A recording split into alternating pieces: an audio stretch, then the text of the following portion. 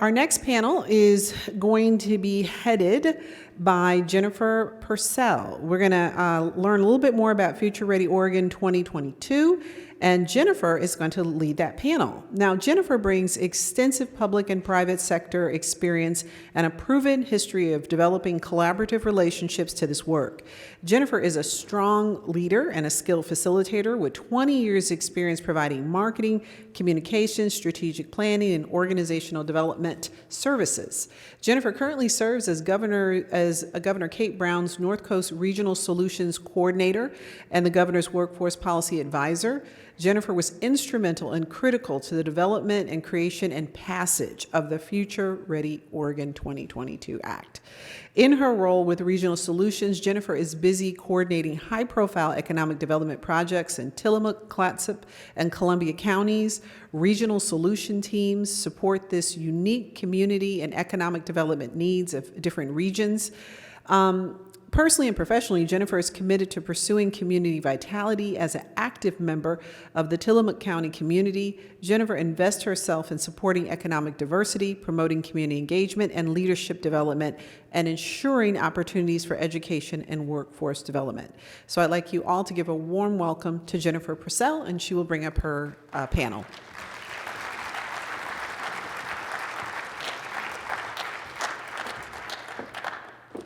Good morning. Well, thank you so much to Bill Bonvillian, there you are, for this morning's roadmap, really a vision for workforce development in the 21st century and such a great framework for today's conversation. And thank you to Sherry for the warm introduction. Again, my name is Jennifer Purcell, and I am Governor Brown's Workforce Policy Advisor. With the recent passage of Senate Bill 1545, also known as Future Ready Oregon, we've set Oregon on a path towards equitable prosperity as we continue to recover from a convergence of unprecedented challenges and opportunities, a global pandemic, an economic crisis, and a call for equity and racial justice. Senate Bill 1545 approaches this recovery with an equity lens, providing resources to overcome systemic barriers to education, employment, career advancement, and economic mobility. Governor Brown's vision for a future-ready Oregon includes a diverse, skilled workforce that meets the needs of Oregon's employers today and into the future, along with a workforce system that is collaborative, meets people where they're at, and customizes solutions to meet the unique needs of individuals. This morning's panel will provide an overview of Senate Bill 1545, and I have the privilege of moderating this discussion. Our panelists will share a bit about where we've come from, how we got here, and the unique opportunities ahead. Please join me in welcoming our panelists.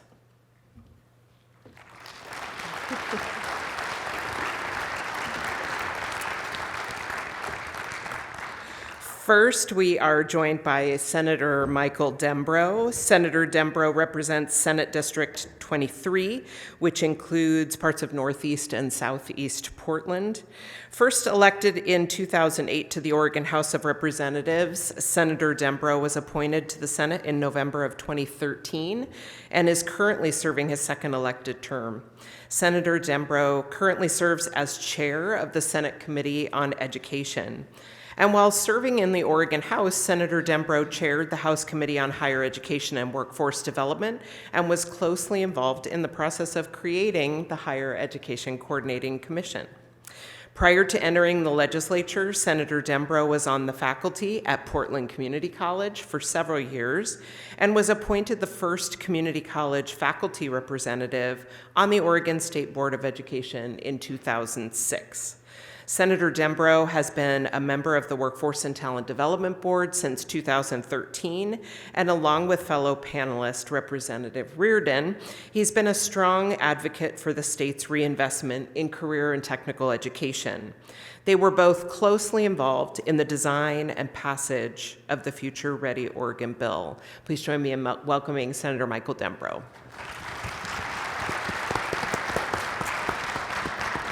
And next, we have Representative Jeff Reardon. Representative Reardon was first elected to the Oregon legislature in 2012. Born and raised in Kelso, Washington, Representative Reardon is a Vietnam War veteran who served for 3 years on a nuclear-powered submarine. He was the first in his family to graduate college with help from the GI Bill program. Representative Reardon's career spans 21 years with Tektronix Inc. Color Print Division, first as a technical writer and finally as a corporate communications manager. He also taught a variety of career and technical subjects and served on the David Douglas School District Board of Directors. During his tenure as a member of the Oregon State Legislature, Representative Reardon has worked to build a complete, well-funded education system from cradle to career, where students have clear, well-supported pathways into prosperous careers. Please join me in welcoming Representative Jeff Reardon.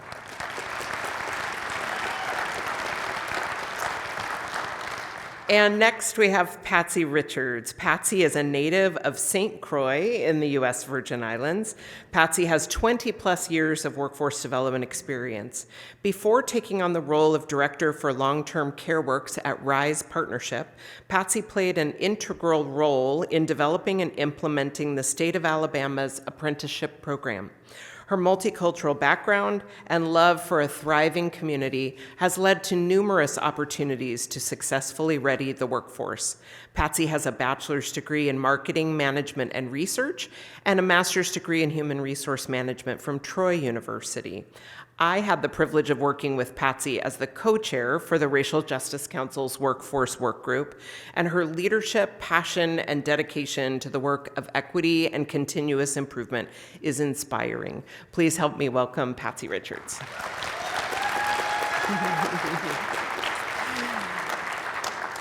First, a little bit about how we got here. Prior to the pandemic, Oregon faced a workforce crisis with a declared need of 300,000 additional post-secondary credentials to prepare adult workers for a future of increasingly complex work.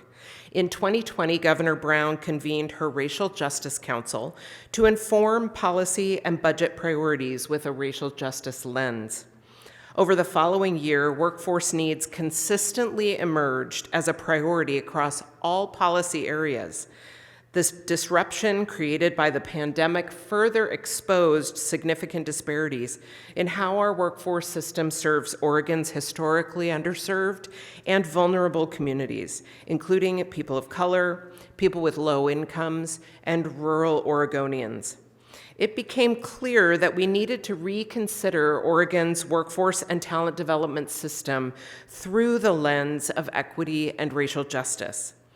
And as we headed into the 2022 legislative session, it was clear that we needed to invest in workforce solutions to build a talent pool that drives economic development and gives Oregonians the opportunity to realize economic mobility. In partnership with the Workforce and Talent Development Board and informed by the work of the Equitable Prosperity Task Force, the governor convened a workforce workgroup to develop a future-ready Oregon proposal that makes strategic and targeted investments aimed at making Oregon's workforce system more equitable and racially just. With this charge, members of the governor's workforce workgroup embarked on an ambitious journey of evaluating and recommending a comprehensive proposal that leverages and expands existing successful programs, invests in new and innovative education and training opportunities, and removes barriers to access for job training and education. Future Ready Oregon advances opportunities for historically underserved and vulnerable communities, including adult learners, dislocated workers, and disconnected youth. And investments emphasize recruitment, retention, and career advancement opportunities while prioritizing key populations. Future Ready Oregon provides a unique once-in-a-generation opportunity to jumpstart careers and provide career advancement opportunities in key sectors of our economy, such as healthcare, manufacturing, and technology, and other in-demand industries and occupations that put Oregonians on a pathway to self-sufficiency. In the near term, Future Ready Oregon funding will be available for local workforce investment boards and community colleges to expand and implement programs in high-demand, high-wage occupations, providing career-connected learning opportunities for historically underserved and vulnerable communities. Investments will also expand registered apprenticeships, pre-apprenticeships, and youth programs. And Future Ready Oregon also invests in new and innovative education and training programs that center partnerships and collaboration, programs that approach workforce education and training differently by identifying barriers to participation, program completion, and career advancement, and providing job training participants the supports and wraparound services they need to be successful. The development and passing of Future Ready Oregon truly took a collaborative effort, along with a shared commitment to the value of job training and education, coupled with an unprecedented convergence of several crises and an unwavering commitment to centering equity and racial justice. And now each of our panelists will provide some opening remarks to help us better understand where we've come from and the unique opportunity ahead. Senator Dembrow, would you like to kick us off? Sure, thank you, Jennifer. I want to start by thanking the governor for her leadership and her dogged persistence with this effort. But actually, I think what I really want to thank her for is appointing Jennifer Purcell to head up this effort, bringing her in from the field and really making this work. Yes, really, she deserves all of our applause. Unfortunately, Jennifer wasn't able to be at the ceremonial signing last week at Intel, where the governor told us to roll up our sleeves and get to work. It was kind of cold out there, so nobody really wanted to roll up their sleeves. But it's, here it's nice and warm, and that's what our job is today, for you to hear about the details of the plan, to understand the urgency, to understand the potential, and really to put your thinking caps on, your creative thinking caps, for how you and your organizations can get involved and help move this along. This work, frankly, is long overdue, the work that Future Ready Oregon will make possible. Don't get me wrong, there are many, many good people who've been working for years in the trenches, working hard to get Oregonians the skills they need to enter or re-enter the workforce. Many of them are you who are here in this room today. The work has been serious and it's been persistent, but it's been fragmented. Oregon is no exception to the models that Bill shared with us around the country. That is a lot of fragmentation from different funding streams and different programs, different sectors, which makes it hard for workers to know just how to get into workforce development. And it makes it hard for employers to know just how they fit in. So we've spent a lot of time over the years trying to get our systems more aligned. The legislature has passed bills calling for higher levels of system alignment and system integration, and a bill would be passed, work would be done, and then a couple of years later another bill would be passed and say, no, we really want you to integrate more. And different measures have been taken. The HECC was created back in 2011 to 2013 to coordinate the work of our colleges, our universities, career schools, and workforce development in general. We combined the Workforce Investment Board, the Oregon Workforce Investment Board, with the Oregon Talent Council to form what's currently the Oregon Workforce and Talent Board. in order to try to remove those arbitrary distinctions that were standing. The board itself has gone through different strategic plans to improve system alignment and effectiveness. It's all been good work. It's all been well-intentioned.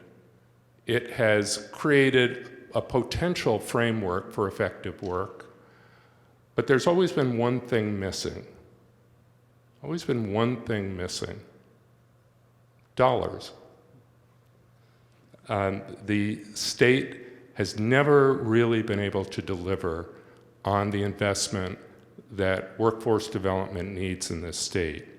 As a result of recessions and other budget challenges, we've always been unable to come up with the targeted funding that would allow us to make the dramatic improvements to our outreach and delivery systems.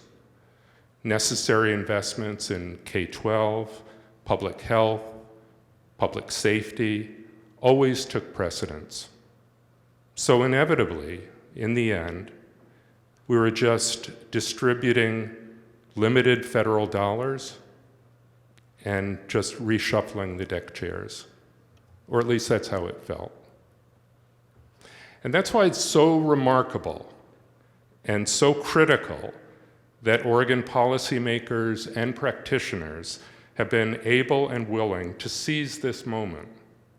Ironically, as a result of the pandemic that has crippled us in so many ways, it creates a moment for us to prioritize the dollars that have suddenly and unexpectedly become available to us, to take our workforce efforts to a new level.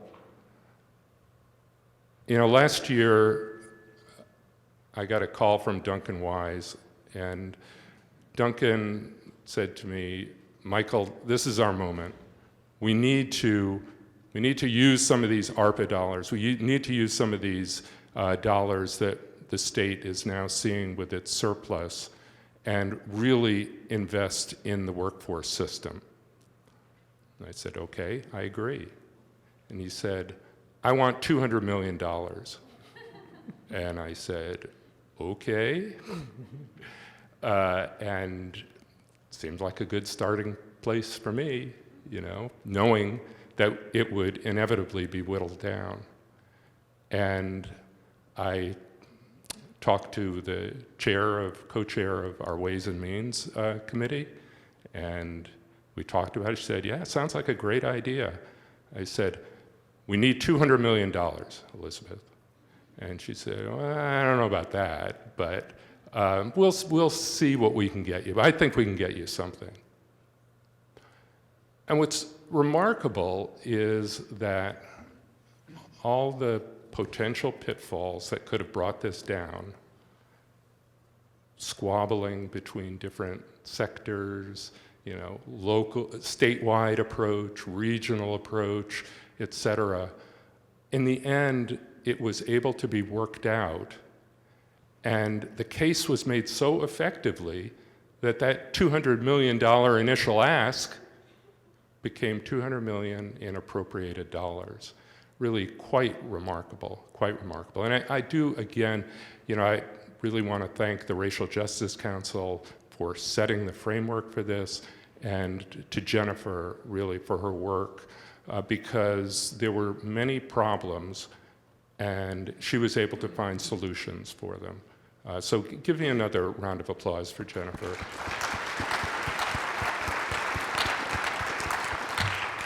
As a result, with Future Ready Oregon at its funding level, we're going to be able to take advantage of all the work that has been done and use these dollars in a way that will make a real difference in the lives of people who've been historically unemployed or underemployed, who have historically not found their way into the system, and it will get them on a path to prosperity.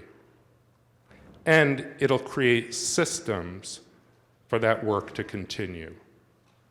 You'll be hearing more from this panel and others throughout the day about just how, if done right, the Senate Bill 1545 Future Ready Oregon program will do just that. Thank you. Thank you.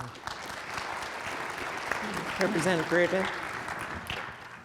Well, good morning, and thank you again for being here and for all the work that you do.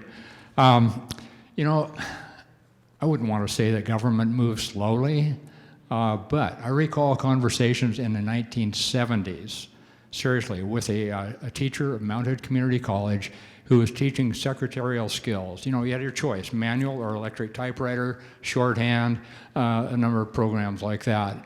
And what I remember is she was so frustrated.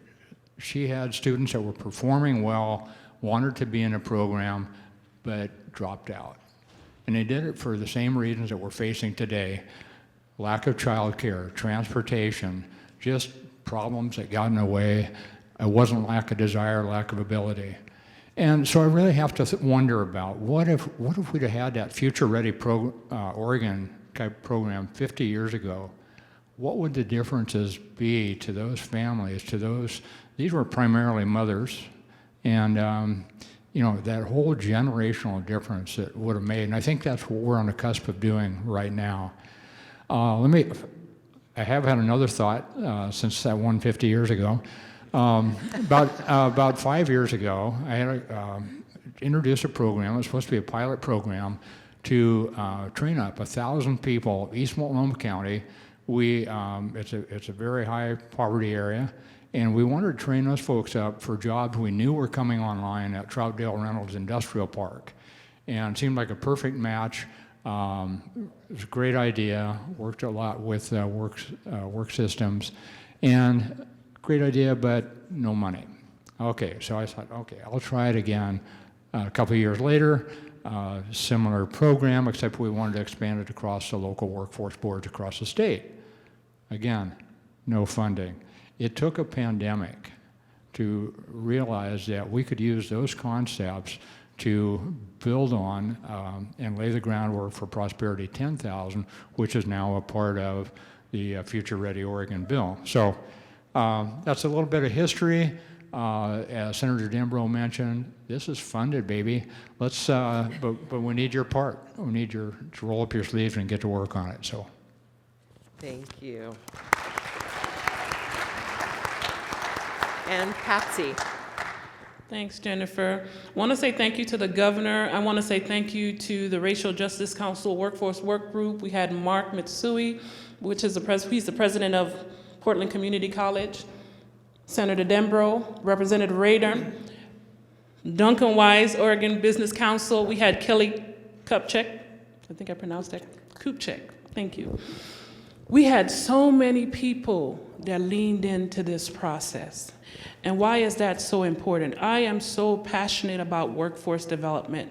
And I am going to tell you a little bit of my story. I'm not going to take long, I'll tell you that. I was high school dropout. Got my GED at 19. I had 2 kids, 11 months apart, working through a workforce system that was broken. And that was 20 years ago. Here we are today. How do you help somebody put the fractured pieces of their life back together and figure it out? A lot of times we just look at the end result of getting a job, but there are so many steps to take to get there.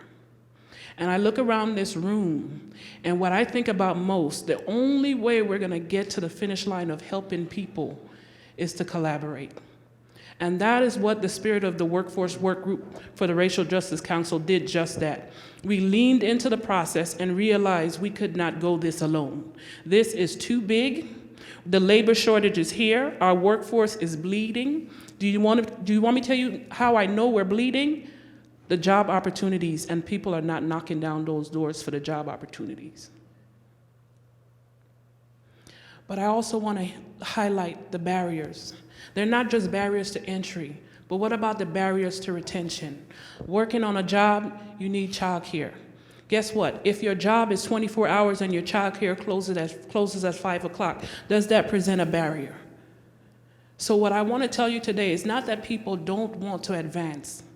is that we need to take a real good look of what are some of the challenges that are hindering them from advancing.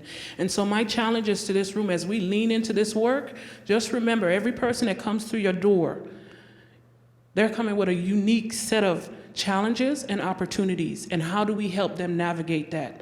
There are no invisible people in Oregon, and I want to tell you, I am so excited to be a part of this and so excited to be in this era, because I like how Sherry said it.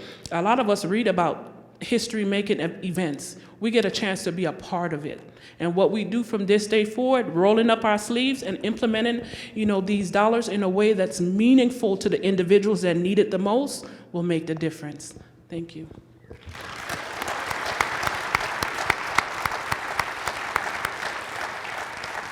Thank you all. So as we start to think about implementation, let's explore a few of the Future Ready Oregon investments more specifically. Representative Reardon, as you mentioned, you have long advocated for the local workforce investment boards. Can you tell us a little bit more about Prosperity 10,000 program that's established in the bill and what opportunities these investments present? Yeah, thanks, Jennifer. I did mention that Prosperity 10,000, it started with some earlier work, and but what it does is it adds $35 million to the statewide plan for the SNAP employment and training program. And so the local workforce boards are going to be doing what they always do. They provide the guidance, the training, the stipends, the list goes on and on of all the good work that they normally do, but now, when life gets in the way, they're going to have some flexible funding. They can help with, maybe somebody needs some technology. Maybe they need some transportation support. Maybe it's finding a place to stay. All these problems are unique to the individual. We've got to stay focused on that individual and find ways to help them succeed through these programs. And finally, address the issues that were in place 50 years ago. And this is, I've got to mention, this is the fast track part of Future Ready Oregon. This is urgent.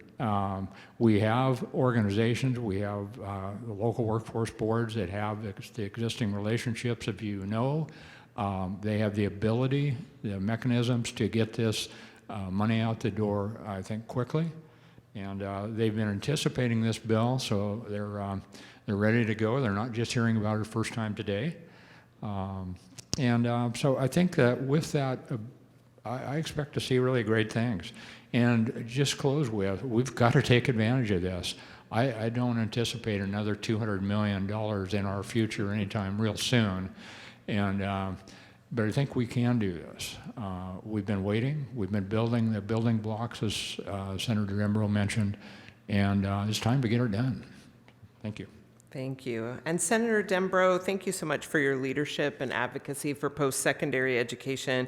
Can you tell us about the Community College Career Pathways investments and the opportunity to expand credit for prior learning? What do these programs mean for job seekers?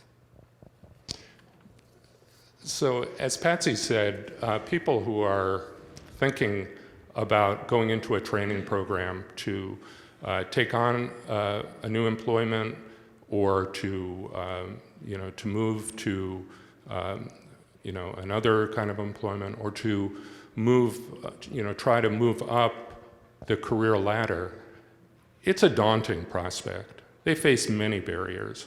They face barriers, she mentioned very practical ones around childcare and housing and transportation, all of those. But also just the prospect of doing this for an extended period of time just seems really impossible. And, it might cause them to just stay at that entry-level job because the prospect of moving up just seems too daunting. What we need to have in place, and fortunately we have good models here already that the community colleges have developed, is programs, they call them career pathways, that are really, there's a lot of advising, close contact, problems arise, they're advised on how to solve them, they're given resources for solving them, and they have made a huge difference, very high success rates for students who've entered those programs.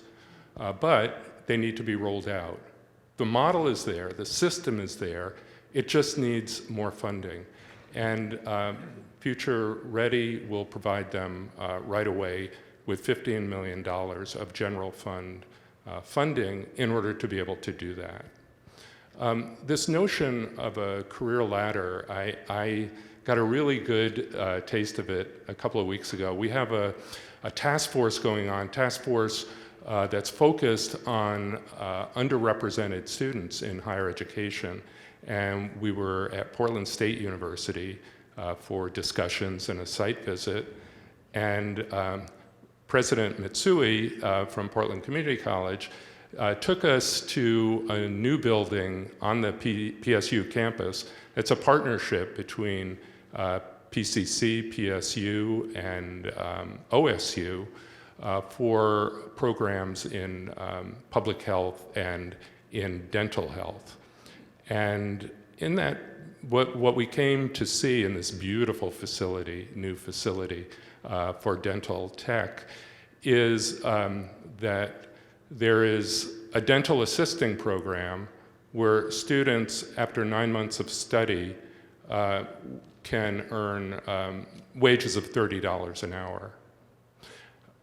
And this is a very high demand field, dental assisting. If they then take that next step and become dental hygienists, they're looking at salaries potentially that are 6 figures. And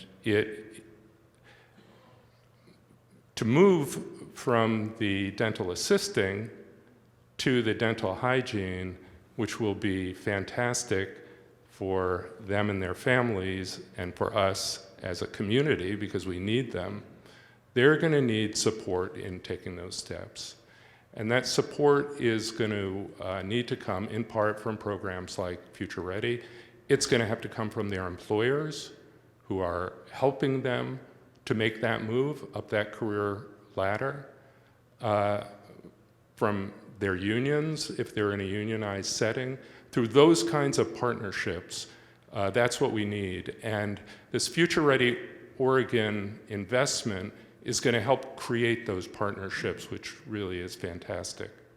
The other thing that, as I mentioned, the prospect of long training periods can be daunting, even when we're just talking about a 9-month program or a 6-month program.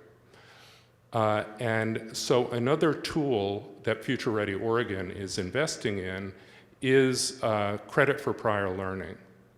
There are many workers who they may have industry credentials, and there's not an easy way to translate those into credits. They have work experience. And it's really frustrating for someone who's coming back into a training program, and they essentially have to take a course where they can already do it. They're already proficient in it. It's very discouraging. And so the Future Ready Oregon is investing $10 million in general fund to help us create a statewide program for credit for prior learning.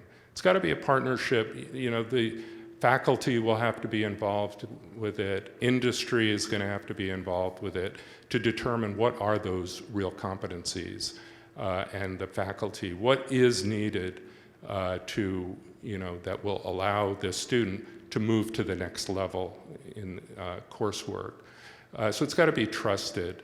There's some initial resistance we've seen around the country to colleges and universities doing this because they worry that they're going to lose tuition. Students are, they're not going to take their courses. Well, in fact, there have been studies that have shown very clearly that students who get credit for prior learning persist at much higher levels. They don't go through that discouragement. And they actually, at the end of the day, the college and university ends up getting more tuition dollars because the students stay and are successful. And so that is the work that we are hoping will begin and pervade the state as a result of this investment. Thank you. Patsy, I'm hoping you can talk a little bit about the investments in new and innovative education and training programs, really designed to serve historically underserved populations and vulnerable communities, overcoming barriers to education and training by including wraparound supports and services. Why was this approach so important to the workforce work group, and why is this approach important to job seekers? I'm grateful for that question, Jennifer, because coming through the Racial Justice Council, they were very clear about doing this through the lens of equity. Historically, so many people have been left behind. Some people progress well, but we can look at the data and see that you saw BIPOC communities left behind. You saw frontier communities, rural communities. I will say this until it resounds. COVID did not create these issues. COVID exposed them.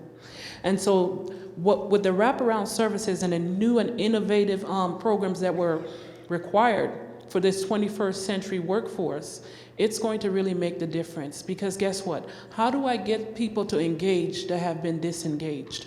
When we hear about the unemployment numbers or the employment numbers, a lot of times there's people that have walked away from the process, so we no longer count them. But that doesn't mean they don't need a job. They just got tired of looking. So if you have to work 2 and 3 jobs to survive, how are you really living? People are tired of doing that. So we need innovative programs that are going to help people gain the skills that they need to get sustainable wages so they don't have to slave to take care of their families. And then another piece of it is what? The work-life balance.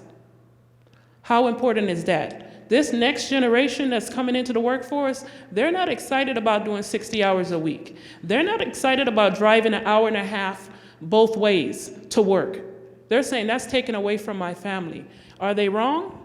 No, they just have a different perspective to how they approach work. So we need a different way to recruit and inspire the next generation of workers. And this is very critical. And then, of course, the wraparound supports. What do we take into account? When someone is coming into an entry-level position and they have barriers, whether it be transportation. For us in healthcare, it could be scrubs. What if that's the barrier with them coming into the workplace? You hire them and tell them they have to have scrubs 5 days a week on entry-level salary. How can they afford that with a family? Is that reasonable? So those wraparound supports will remove those barriers to retention and entry. And then another piece of the puzzle that I want to touch on really quickly is the Industry Consortium. The reason is this. We have done such a number on recreating the wheel so many times over, it's ridiculous. And I use that word intentionally.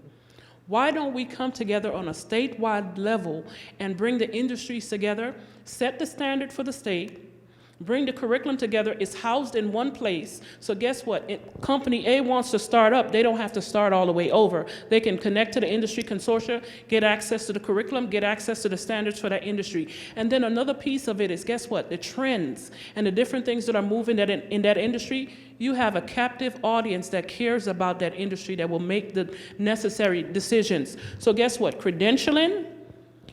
When somebody walks up to your door with a credential, you look at it and say, well, I don't know anything about this credential, so I don't even count it. But with an industry consortium, with all the employer partners at the table saying, this is what we need to move in the 21st century, guess what? Now the credential will matter to the people in this state, in these industry sectors. It is very important for us to collaborate. We cannot do this alone. Thank you. Patsy, I'm so grateful that you moved to Oregon.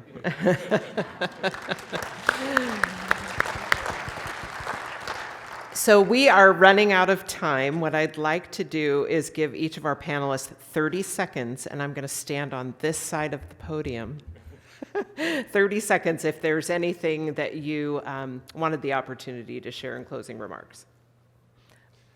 Go ahead. I just want to say just how urgent this work is. You know, when we had our last revenue forecast, the state economists said we're in good shape now.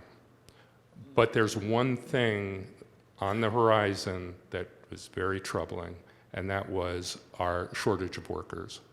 The workforce shortage, I don't need to tell you, in healthcare, manufacturing, tech, it is critical. And if we're going to move forward as a state, we need trained workers in those areas. And the other thing that brings urgency to this and why these programs need to get out the door and up and running as soon as possible is that some of this money is one-time money. A lot of it is, actually. And so the legislature in its next session, next winter, is going to have to look at what we do in terms of long-term sustainable funding. And so we need proven programs that show the value, the transformative value of programs like this, and then the legislature, I believe, will step up and provide stability. Thank you.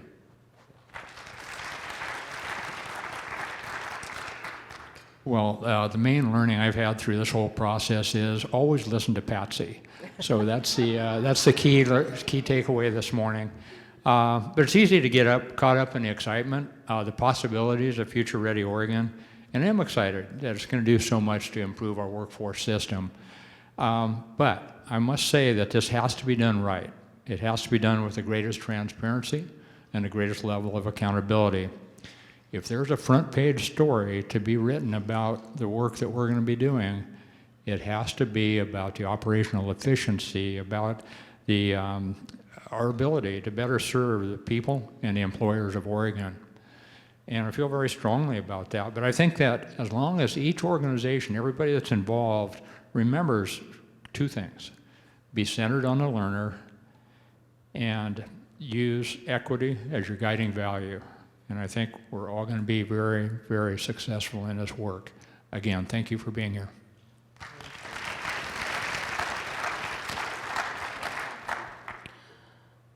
One of the things I want to really lift up with this Future Ready Oregon is that we agreed early on that culturally specific, community-based organizations needed a seat at this table, because we're trying to reach people that have been historically left behind.